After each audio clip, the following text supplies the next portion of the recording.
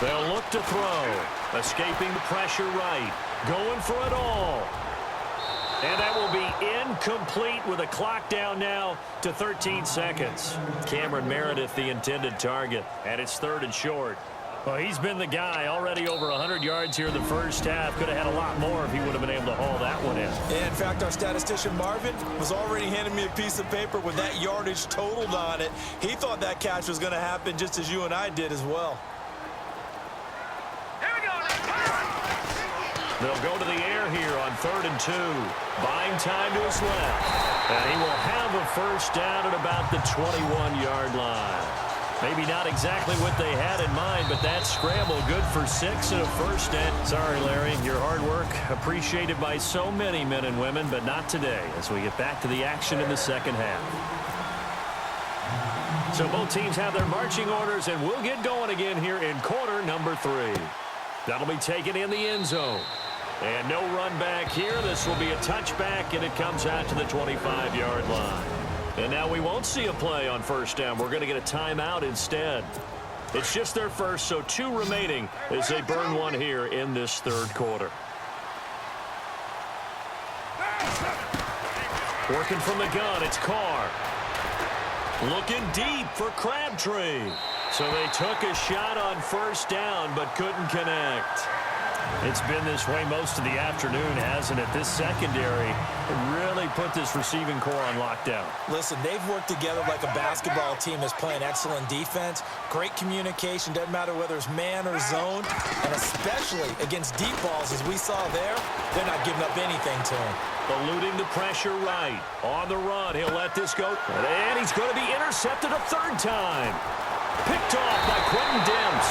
And he'll take it across midfield and down to the 48-yard line. First possession of the 3rd quarter, an interception, so maybe a second-half tone setter.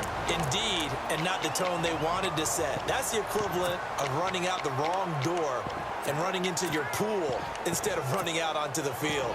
A real dud for that one. Has that happened to you before? No, but I've heard stories about teams actually doing that back in the good old days.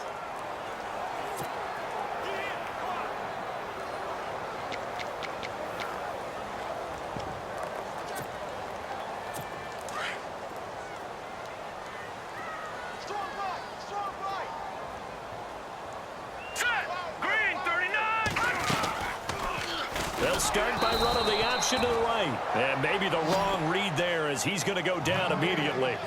It's a loss of 4 there, bringing up 2nd down. I don't think there's any doubt that if it's me, I'd be really cautious about continuing to call this play because you got to know. Defenders, if they get a free shot at the QB, they want to take it, and they want to take it big. And they got it there on the option play for a loss. And able to push his way forward here for a good little gain. 5 yards on the pickup. Now hold everything here. We're going to get a timeout by the offense. And play is stopped here. Timeout. It's the defense calling the timeout here. So, boy, that's already the 3rd they burn here. They are out of timeouts now before we've even hit the 4th quarter.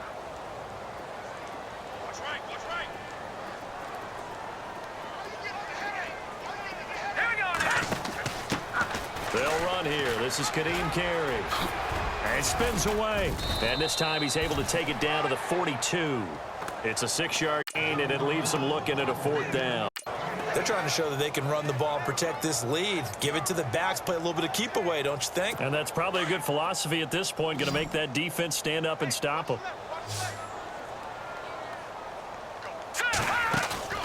Now Glennon off the play fake to Howard. And he's going to have to eat this one as down he goes. Bruce Irvin from that outside linebacker spot. He's able to get in there for a loss of 9. Oh, offensive nightmare there. You go for it on 4th, and the play doesn't even really get to develop a sack. And it's so unfortunate, too, because you think you've got something good called, but if your offensive line can't hold up, that's often the result. They find a way back to the quarterback.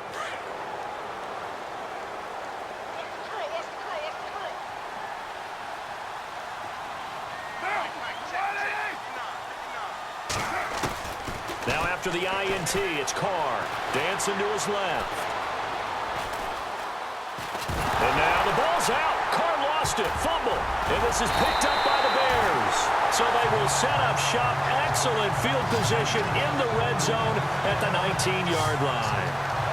Hey, I'm all about defense forcing plays and getting takeaways. But an interception and 2 fumbles in their last 3 offensive possessions. Time to readjust? Yeah, you can't just give all the credit to the defense on that. They've got to look in the mirror and take the blame themselves and figure out how to not do it anymore. And some changes here as the D-line separates some. Glennon. And that is incomplete. Let's give this defense some credit now. They let the guys get downfield, but when push came to shove, they stood their ground, and now they'll likely force a field goal attempt.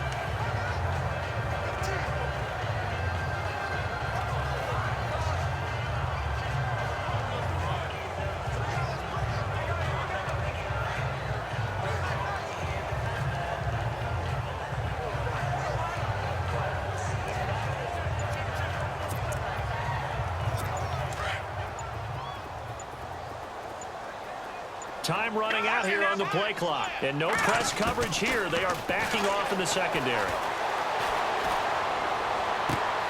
And this is what here? Incomplete, they say. It looked like it was intercepted, but he apparently did not get the 2 feet down in bounds. All right, Charles, as a former defensive back, how disheartening to actually catch it but just not be able to stay in bounds there defensively. Well, extremely, because you know the rap against us defenders is that we're frustrated offensive guys who can't catch. And he caught it. Just couldn't get his feet down in bounds. It's that second part that finished off the play for him. The Bears on 3rd down. They've converted 3 out of 5 thus far. This is 3rd and 10. Let's go! Here's a play fake as they set up to throw. Throw left side complete. That's Sims. And he'll get him inside the 15 down to the 14-yard line. The completion good for only 6, and that'll bring up 4th. Whether you're playing West Coast offense or not, one of the maxims of the West Coast offense is you're either throwing a touchdown or a check down. In other words, look for the big shot, but be smart. And I think they did exactly that on that play. They didn't get the first down, but they're taking care of the ball well. Yeah, and being rightly cautious with that lead here in the second half. This will be caught just inside the 10. It's a gain of 6 as they're able to convert, and now it's 1st and goal. Well, the feel that I get on this is that they felt like 3 was just not going to be enough after getting this deep into their territory. And Charles, correct me if I'm wrong, but it didn't even look like they hesitated there. They knew they wanted to go for it. That tells me that during... And that is caught. Touchdown, Bears. Cameron Meredith from 8 yards out. And the Bears use the short field to their advantage as they cash in for 6.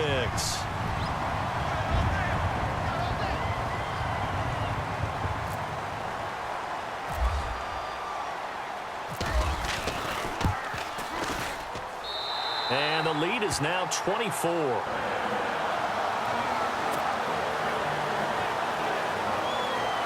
The drive summary that time, 5 plays. And it culminates in a touchdown for Chicago. Barth now to kick this one away. That'll be taken in the end zone.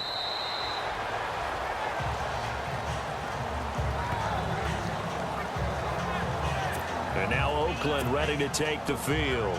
And the turnover last time, that's sort of been symptomatic of their struggles here in this one. Big word. I like it, though, because you're exactly right. Like that, don't you? All game long, they've struggled moving the ball, turning it over on the last. And now the ball's out. Carr lost it. Fumble. And fortunately, he's able to reel it back in, but it's going to go down as a big loss here on the play. Well, that was a big oops right there. But how about his ability to correct it? Loses the football, able to get it back himself. Yeah, pounced right back on it, keeps possession.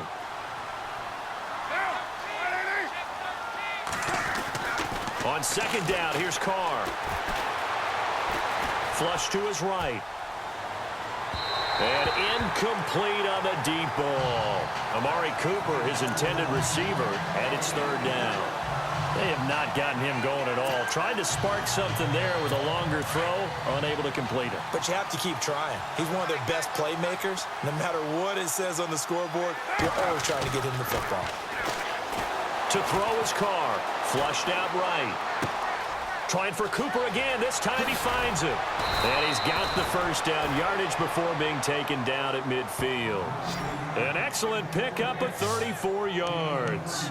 And Derek Carr just keeps improving. He can be dangerous not just inside the pocket, but as we see here, outside of it as well. Kid born in California, played his high school ball in Texas, had quarterback written all over it.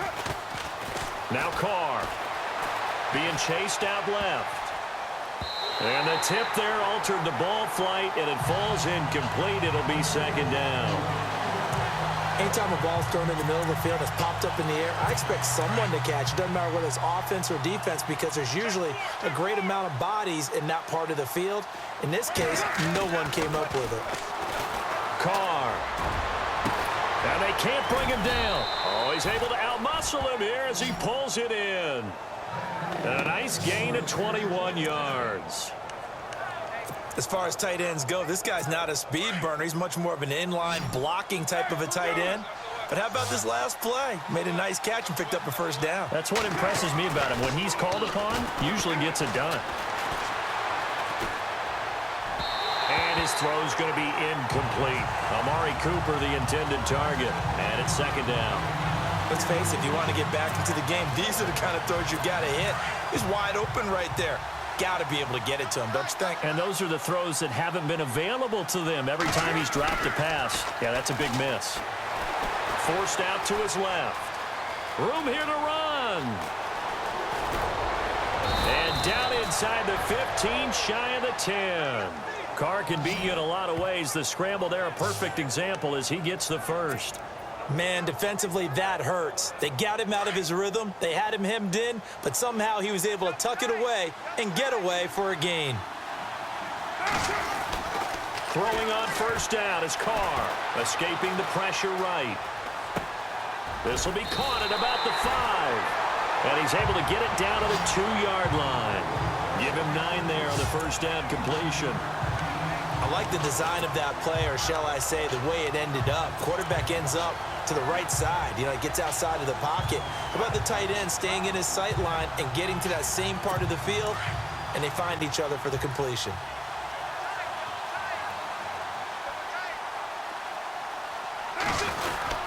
Carr gives to Marshawn.